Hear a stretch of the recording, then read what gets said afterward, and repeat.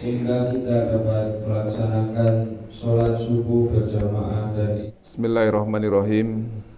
Assalamualaikum warahmatullahi wabarakatuh.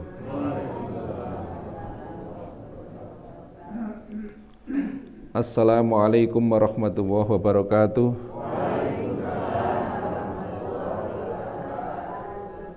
Alhamdulillah, semangat nggih.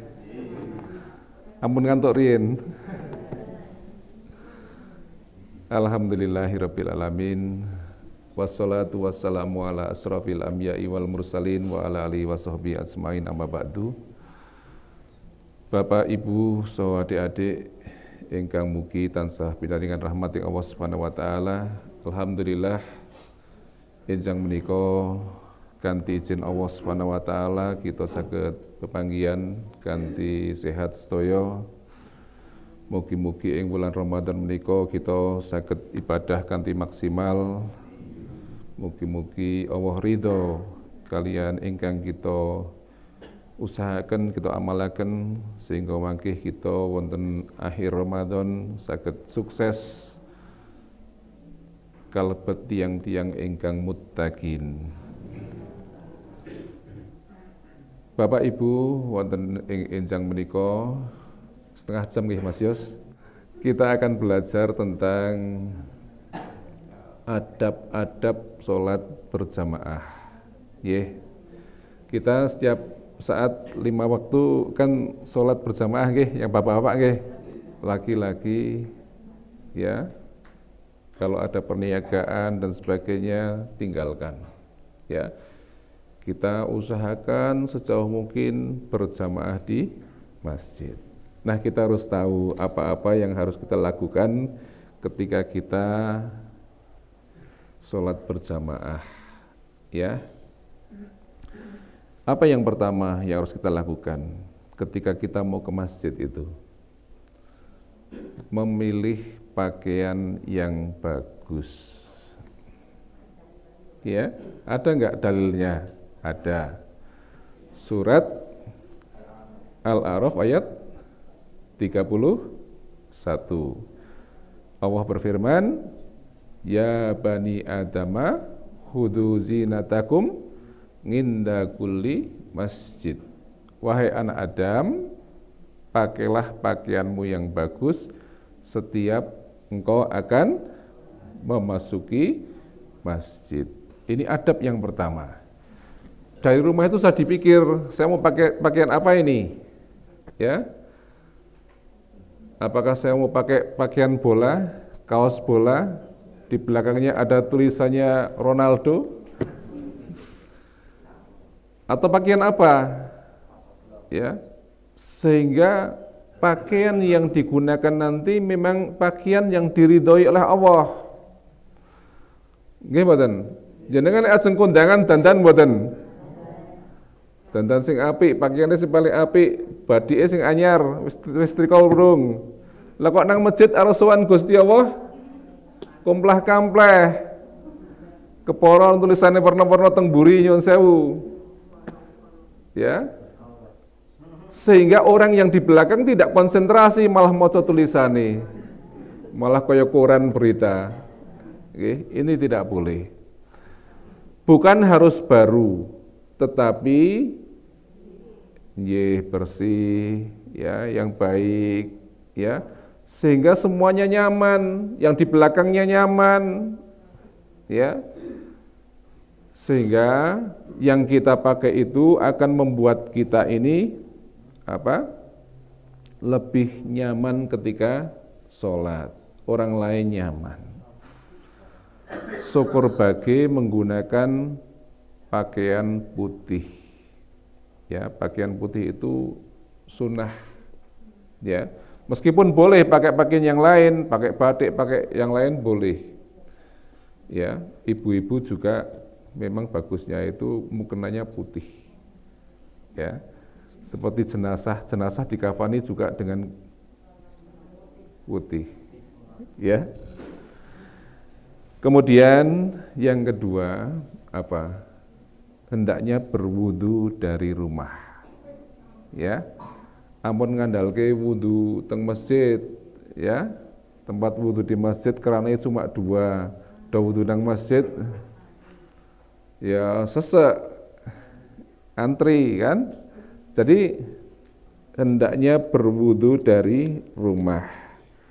Kata Nabi SAW, barang siapa yang bersuci di rumahnya kemudian berjalan ke salah satu rumah dari rumah-rumah Allah ya, untuk menunaikan salah satu dari kewajiban-kewajiban yang Allah wajibkan, ya sholat itu, maka kedua langkahnya, salah satunya akan menghapus dosa dan langkah yang lainnya akan meningkatkan derajatnya.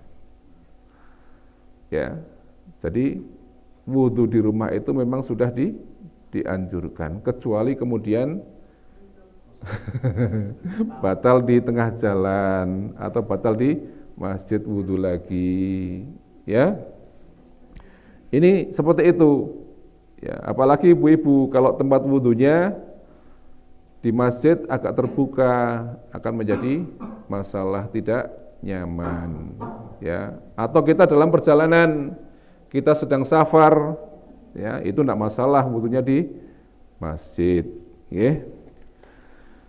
Nah, perhatikan juga hendaknya kita menghindari bau tidak sedap ketika kita akan ke masjid. Jadi, memang kudu ditotosik masuk ke masjid niku ditotosik. Ya. Iki lho bar maem pete ora, bar maem jengkol ora mambu ora. Ya, memang di dalam hadis itu dikatakan yang baru makan bawang ini tidak disukai. Ya bawang itu kan bau ya. Nah, kita sekarang di Wonosobo itu kan banyak jengkol, banyak pete, ya kan. Nah, yang dahar itu supaya bagaimana agar tidak menimbulkan bau untuk yang lain. Nek rokok bau mboten, Pak? Nah, termasuk. Oke. Jadi penting kita membersihkan mulut juga ketika kita mau ke masjid. Disukai untuk siwak atau kita gosok gigi supaya bersih dulu, syukur-syukur menggunakan minyak wangi. Niki nek kakung lho nggih. Nah, ke minyak wangi nek putri mboten ya. Jangan perempuan ke masjid menggunakan parfum. Wanita itu boleh ke masjid ya. Jadi meskipun di dalam ayat ya, surat Al-Ahzab ayat 30 dikatakan, dan hendaklah kamu tetap di rumahmu, dan jangan kamu berhias dan bertingkah laku seperti orang-orang jahiliyah yang dahulu. Ya, ini wanita, jangan berhias ketika ke masjid. Nek teng dalem pun ngagemu kena, tindaknya nggih ampun cincing. Ya, banyak kan itu. Tidak menjaga aurat. Ya, ini penting Bu, banyak kok gitu, ya. Nanti rukwe diangkat, khawatir apa? Basah. Oke. Kalau kita lihat sebenarnya nggak apa-apa sih Bu, kalau bajunya sudah syar'i itu, pakai baju yang dipakai itu sholat kan nggak masalah, ya. Jadi jangan sampai kemudian cincing, ya. Ini kelangserah, ya. Kelangserah itu ibu-ibu kalau jenengan paham bahwa kelangserahnya itu bukan menjadikan najis, ya.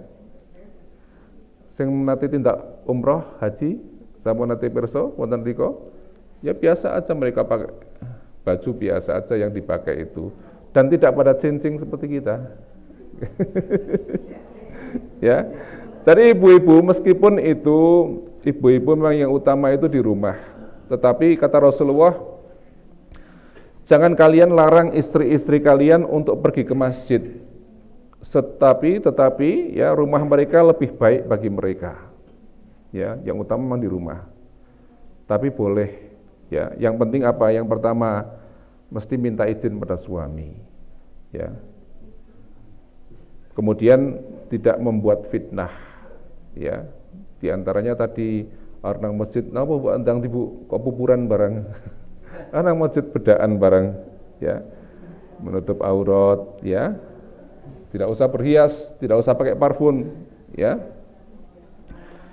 Kemudian membaca doa ketika kita menuju ke masjid, membaca doa.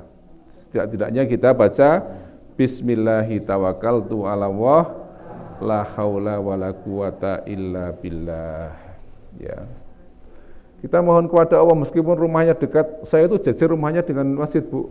Tapi kita berdoa, kita mohon kekuatan kepada Allah, enggak ada kekuatan selain kekuatan Allah. Sapa ngerti kesandung nang dalan, ya kan? Kita tidak tahu, makanya harus mohon kepada Allah Subhanahu wa Ta'ala dan doa-doa yang lain, ya.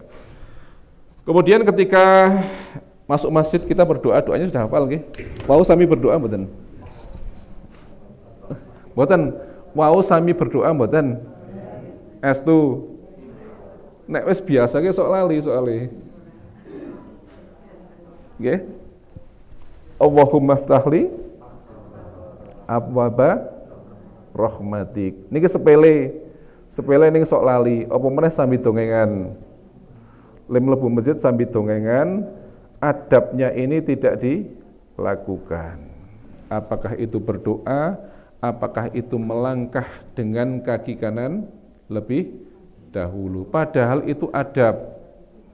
Ya. Jangan disamakan dengan masuk, misalnya masuk pasar dan sebagainya. Kita ya tidak melangkah kaki kanan lebih dahulu. Yang akan kita masuki adalah rumah Allah, ya. Kemudian kalau sudah sampai dalam masjid, sudah ada orang, ya, sudah ada orang nih. Maka kalau ada orang sedang sholat, jangan kita lewat di depan orang yang sedang sholat. Nggih, niki enten tiyang sholat teng mriki. Napa teng mriki ini dhewe teng ngarepe ini atau kita mau apa kemudian kita itu harus dicegah. Ya. Yang sedang sholat itu harus nyegah gini. Jadi jangan dibiarkan lewat. Ya. Enggak boleh lewat di depan orang yang sedang sholat. Kata Rasulullah begini, di dalam hadis Bukhari Muslim, seandainya orang yang lewat di depan orang-orang yang sholat, tahu dosa yang ditanggungnya, niscaya ia memilih untuk berhenti selama 40 tahun. Itu lebih baik baginya daripada lewat di depan orang yang sedang sholat. Oke? Jadi jangan kita lewat di depan orang yang sedang sholat. Makanya kalau kita sholat sebaiknya itu mepet tembok atau di depannya ada sutroh. Ya, kecuali kita sedang di kala berjamaah, ya, pada saat berjamaah, ya, maka yang menjadi sutrohnya itu adalah sutroh imam, sutroh imam. Jadi saya sholat di sini sedang berjamaah, ya, saya ngentut, ya, maka saya nggak apa-apa lewat di belakangnya ini, lewat di depan orang-orang, nggak masalah, ya, karena sutrohnya sutroh imam. Tapi kalau sendiri, maka kita mestinya sholatnya mepet dengan tembok, ya. Termasuk gini, Bu, nyuwun sewu bapak-bapak utamanya, kalau datang itu segera berada di shaf yang depan. Jangan di belakang sana, di belakang sana. Enggak ada kok keistimewaan sing depan kudu Pak RT, ketua ranting, ketua takmir, enggak. Sami mawon. Tapi lucunya orang-orang kita itu gitu, ketika kosong di depan, kon maju malah monggo jenengan mawon, monggo jenengan mawon. Dikatakan Rasulullah begini, seandainya orang-orang itu tahu pahala ada di shaf terdepan, maka mereka akan berebut, ya, meskipun mereka dalam keadaan diundi. Ini pahalanya paling besar yang di depan. Jadi jangan malah milih di belakang, Tidak ada kemudian perbedaan kasta ketika kita ada di masjid. Kayak sing nang ngarep kae pokoke sing kastane dhuwur, kayak sing pejabat. Enggak. Jadi jangan kemudian milih di belakang, enggak boleh. Ya, kita harus langsung di depan. Kecuali yang di belakang imam ini. Kalau ada pilot, kopilotnya mesti di belakang pilot. Ya. Artinya apa? Dia harus jagani siapa sing bacaannya lebih bagus. Dia siap untuk menggantikan imam ketika imam dalam keadaan batal. Nggih. Niki mapan teng riku. Ya. Jangan nanti imam sudah mulai sholat berjamaah sing di belakangnya ora iso makili ketika imamnya ini batal. Ya, pernah itu di masjid saya itu saya diceritani enggak pas saya enggak imamnya batal, sing nang burine bingung, sing di sana itu maju ke sini. Jadi yang di belakang imam itu adalah yang dia siap untuk menggantikan imam ketika imamnya batal. Pokoknya datang langsung berada di soft depan ini. Apalagi nek Jumat, kita nggak boleh melangkai pundak-pundak jamaah. Yuk geser-geser ke wong liya Arab nang Arab nggak boleh.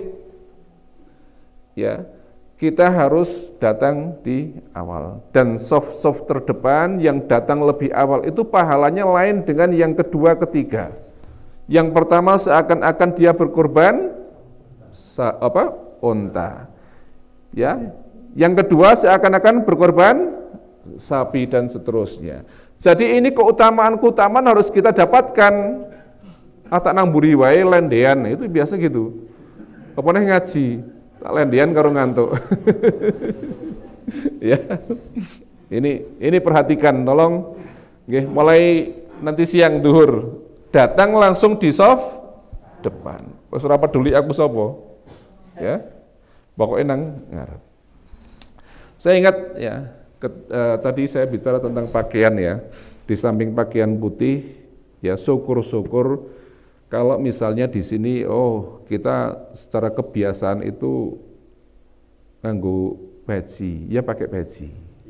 Ya, ini juga dituntunkan. Jadi Rasulullah dulu pakainya bukan peci sih, apa?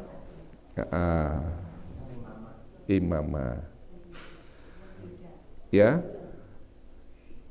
Soalnya meskipun boleh tidak pakai peci, sekarang saya pernah kok mau khotbah di Sepuran di masjid saudara kita, ya peci ini carry, ya aku ora mantep temen, mubeng nang kali kacar golek ikan sane nyilih peci.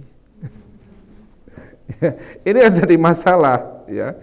Jadi pakai peci, ya.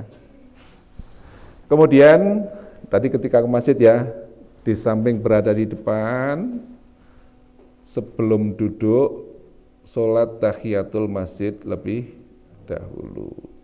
Ya. Kalau kemarin ada teman yang kultum itu saya dengar, dia itu menilai atau mengukur tingkat iman dia itu apa. Kalau dia dengar azan, dia belum berangkat ke masjid, dia imannya sedang lemah, kata dia begitu. Jadi kan tidak masjid ketika azan pun meh komat napa tas pundi? Atau sudah komat baru lari-lari. Oke. Ini harus diperhatikan, Bu. Jadi kita itu biasa untuk tahu waktu sholat. Nanti duhur jam berapa? Nah sing jawab niki kadang-kadang wong siji, padahal nek ajeng poso niku do golek jadwal imsaiyah. Yo sing maghrib karo imsak niku distabilo, gitu. Sing dapalke maghrib karo nek maghrib apal banget niku, maghribe jam piro jam semini. Arep buka, tapi waktu sholat yang lain ora apal. Ya, padahal kita penting itu. Yo ngandalke adzan nek sing adzan iki nang sawah urung bali. Gitu. Maka wah adoh karo masjid ki ora krungu azan, repot meleh niku. Ya, jadi ini penting. Datang ke masjid lebih awal. Karena apa? Ketika kita sudah berada di masjid, menunggu waktu sholat itu kita sudah dihitung masuk waktu sholat. Sudah dihitung dalam keadaan sholat. Ya, jadi datanglah lebih awal. Ya, jangan menunggu qomat baru tergopoh-gopoh. Nggak boleh kita kalau sudah telat itu berlari-lari, itu nggak boleh. Imam sudah mulai, kita masih di rumah melayu-melayu dengan kini ngos-ngosan. Nggak boleh. Karena Rasulullah mengajarkan kalau kita sudah masbuk, telat, itu datanglah dengan apa? Ora usah gedebak-gedebuk, ngos-ngosan, datang dengan biasa saja. Ya, saya tidak mengatakan nyantai, wah itu enggak, biasa saja langkahnya. Ya, mana yang tertinggal nanti ditambah. Ya, ikuti apa yang sedang dilakukan oleh imam.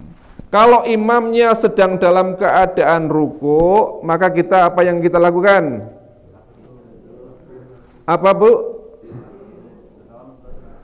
Ruku, langsung ruku napa dos pundi? Takbir dulu.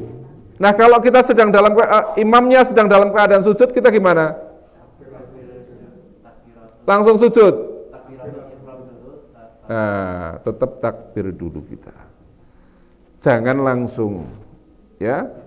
Tetapi kalau ini ulama mengatakan kalau imamnya sedang dalam posisi rukuk, kita dianggap masih ikut satu rakaat. Tapi kalau sudah sujud, maka kita sudah tertinggal satu rakaat dan nanti harus nambahi. Oke. Jadi itu. Sekarang masalahnya, kalau misalnya jenengan sholat tarawih, imamnya sudah mulai tarawih, tapi jenengan belum sholat isya, ketinggalan. Jenengan bagaimana? Ikut tarawih dulu, baru isyaan atau gimana? Isyaan di mana? Isyaannya gimana? Di rumah.